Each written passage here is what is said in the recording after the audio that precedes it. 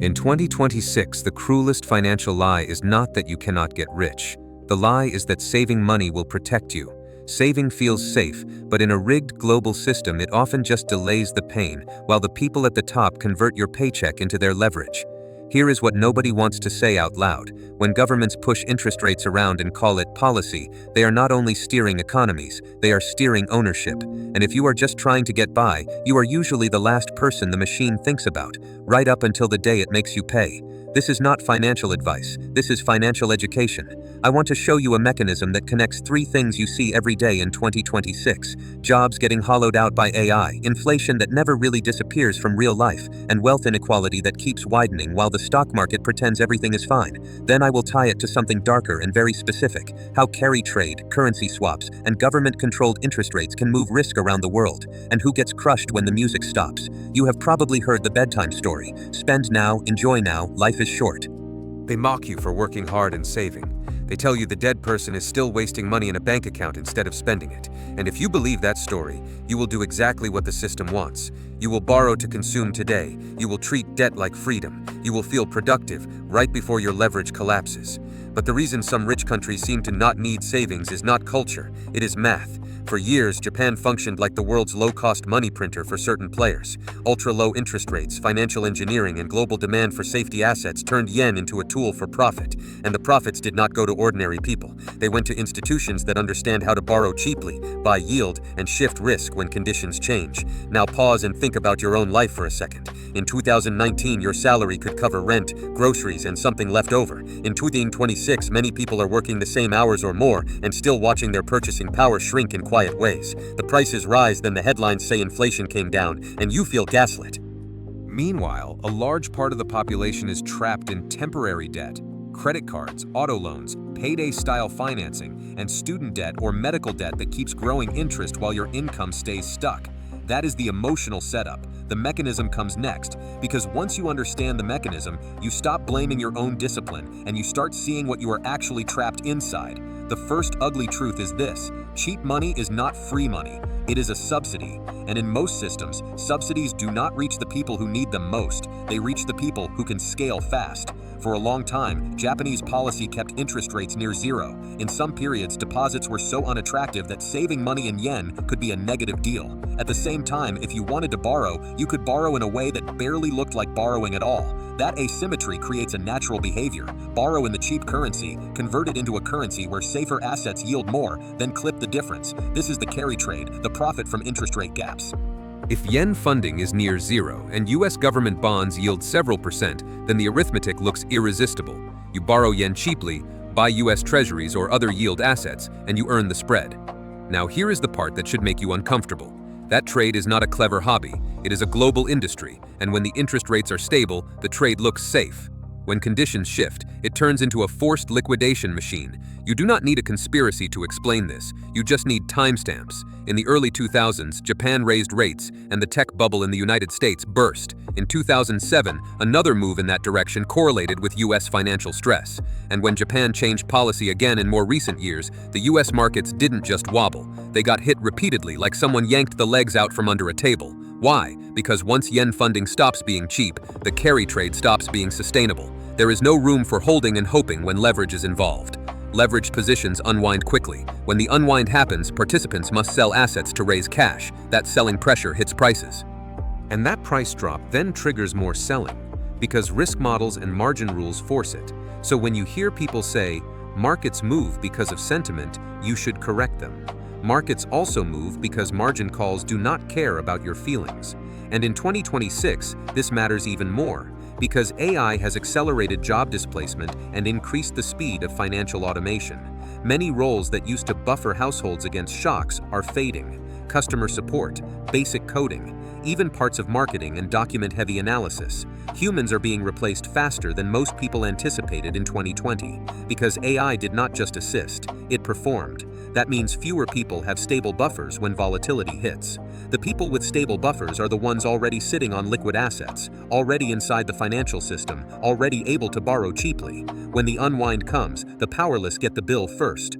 Now let's do a pattern interrupt, because this is where you stop treating it like an abstract story. Imagine a 32-year-old nurse named David. He works nights. He has a small savings account because his mother told him to. He tries to invest slowly. Nothing fancy. Then in 2022, his insurance premiums jump. His rent jumps, his groceries jump, his salary does not keep up. He does what most people do. He uses credit. David calls the bank. He asks for a better rate. The bank says rates have changed. He takes a loan because he has to. Meanwhile, somewhere else, an institution borrows millions in a currency that is artificially cheap, buys yield where it can, and when policy shifts, it closes positions in seconds.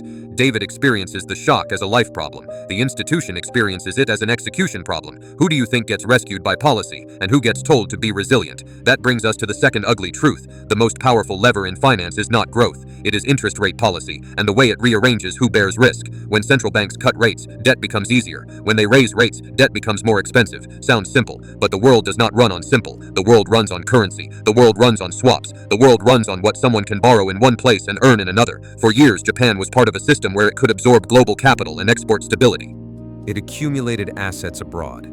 It owned stakes in foreign enterprises. It held massive holdings of US government securities. It was not just saving. It was acting like an invisible vault for the global financial machine. This is where the story gets even uglier. Inflation is often treated as if it comes from domestic spending, but inflation does not always start at home. In many countries, especially ones tied to imported goods, inflation can be imported. Currency weakness makes imported goods more expensive. Then prices rise even if people are not spending wildly domestically. Now think about Japan. It had long periods where consumer prices did not explode, yet global policy experiments were going on. So what happened? A huge chunk of the money was not flowing into domestic stores and restaurants. It flowed into markets and foreign assets. It got exported. It got converted. It got lent. And when a country holds large amounts of foreign debt and trades currencies aggressively, domestic inflation can stay muted while global inflation pressures shift around. But in 2022 and onward, things changed again. Japan increased rates slightly, while the United States shifted course by adjusting rates lower or at least moving expectations in that direction. For carry traders, that combination is dangerous because it changes funding costs and it changes the value of the currency you are holding. And here comes another pattern interrupt. People love to say, if interest rates rise, the currency will rise. That is not always true. In carry trade systems, interest rate changes can be offset by flows. When participants rush to close positions, the currency can fall hard, even if rates rise. In 2022, that is what many participants saw. The yen was sold aggressively even after rate moves. That told you something clear. The trade was not simply moving based on yield, it was moving based on risk appetite and liquidation pressure. Now ask yourself a hard question. If you are an ordinary person holding savings, do you know whether the yen will strengthen or weaken next week? No. Do you know whether your credit card rate will jump when policy changes? Usually you find out after the damage. Do you know whether your employer's budget gets destroyed when markets tighten? Again, you see it after. Institutions, on the other hand, no.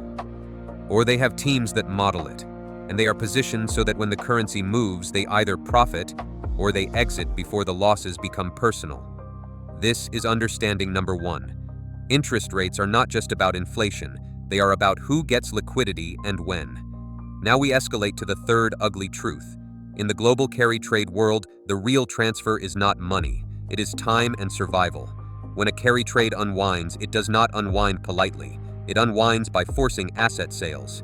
If a lot of leveraged positions rely on holding one currency and earning another, and policy changes, the unwind requires everyone to sell at the same time. That is why shocks can look sudden. It is not sudden at the moment of decision, it is sudden at the moment of liquidation. And in 2026, this liquidation behavior is happening in the background of everything else you are dealing with. Housing, AI-driven job loss, the retirement trap, the climate insurance trap. If you rent, you are watching the housing affordability crisis become a permanent system feature. In the United States, the United Kingdom, Canada, and Australia, prices detached from wages years ago. Even if prices pause, the monthly cost stays high because rates and insurance costs are baked into the affordability equation. Many people are renting longer not because they want to, but because they cannot qualify or they cannot save enough after inflation. Meanwhile, pensions are underfunded, Social Security gets delayed or reduced, and aging populations increase the political pressure to shift costs onto younger workers. The retirement crisis is not a distant issue. It is already affecting who can take risk and who can endure volatility. So when a leveraged unwinding happens, younger workers feel it immediately through layoffs, tighter hiring, fewer raises, and more flexibility language that usually means fewer hours. The people at the top feel it later, or not at all, because they can hedge, collateralize, and borrow. Now let's talk about something that sounds like finance jargon but determines your real life. Debt markets. Japan has been a massive holder of US government securities. That matters because US Treasuries are the backbone of global liquidity. If a large holder needs cash and sells, the price can move. If the price moves, yields change. If yields change, borrowing costs change everywhere. That includes corporate loans, mortgage rates, and the cost of capital for companies that hire workers. So when Japan changes how it holds or trades those assets, the ripple spreads.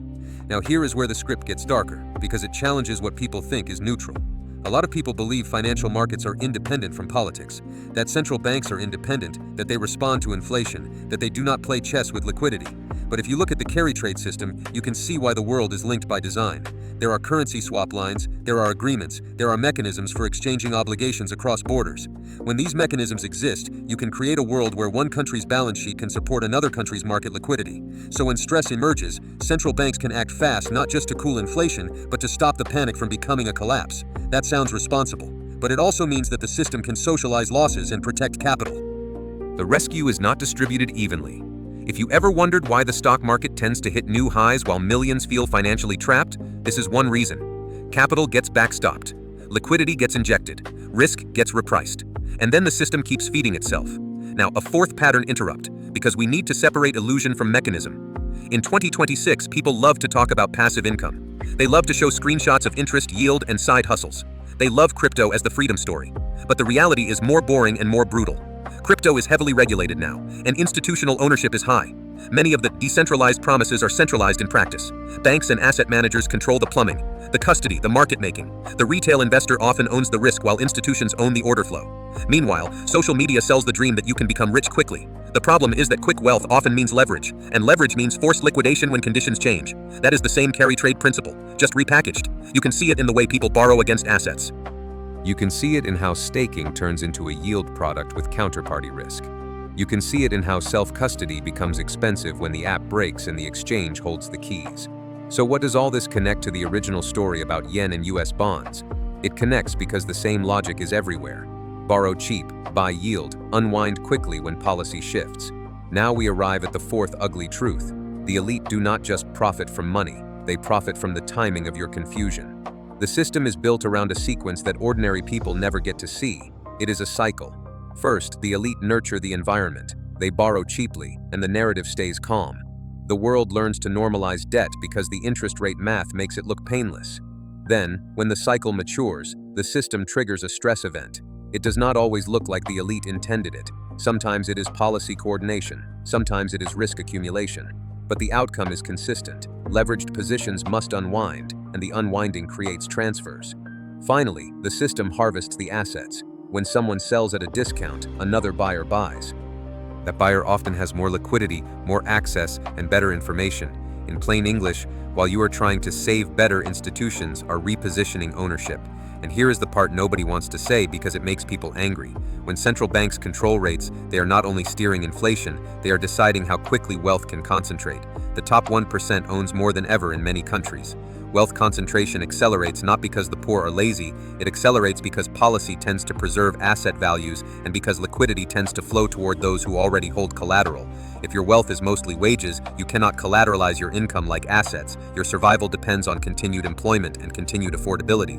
When AI disruption hits, your employment becomes less secure. When housing stays expensive, your rent plus bills consumes more of your income. When inflation creeps, your purchasing power erodes. When rates shift, your credit costs jump. That is the trap. So now you can see why the spend now, live now advice can be a psychological weapon. It creates debt behavior. It reduces resilience.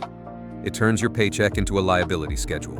And then, when the forced liquidation wave comes, debtors are squeezed first.